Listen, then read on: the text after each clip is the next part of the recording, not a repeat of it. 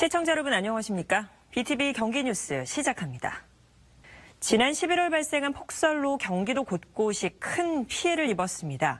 이 중 안성시의 피해가 막심한 것으로 나타났는데요. 피해액만 수천억 원에 달할 것으로 나타났습니다.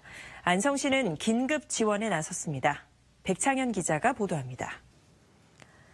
인천 청라에서 발생한 아파트 전기차 화재로 아파트에 거주하는 시민들의 불안이 빠르게 확산하고 있습니다. 일단 전기차 주차장을 지상으로 옮겨야 한다는 목소리가 커지고 있는데요. 일부 아파트는 이미 지상 이전을 추진하고 있지만 생각보다 쉽지 않은 것이 현실입니다. 어떤 문제가 있는지 임세혁 기자가 취재했습니다. 화성시가 내년 특례시 출범을 앞두고 권역별 구청 신설을 위한 구획안을 발표한 가운데 이에 대한 반발이 나오고 있습니다.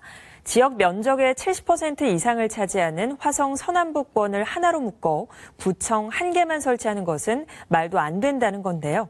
주민 접근성을 고려해 구획안을 변경해야 한다는 주장입니다. 임세혁 기자가 보도합니다. 김동연 경기도지사가 정책자문기구인 도정자문위원회 위원장으로 전해철 전 더불어민주당 의원을 임명했습니다. 3선 중진인 전 의원은 친문계 핵심 인사로 꼽히는데요.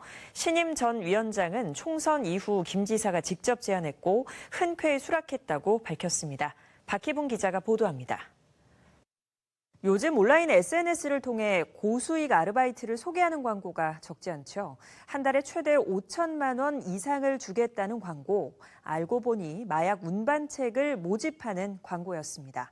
고액의 아르바이트로 속여 20대를 유인해 마약 유통에 이용한 일당이 경찰에 붙잡혔습니다. 백창현 기자가 보도합니다.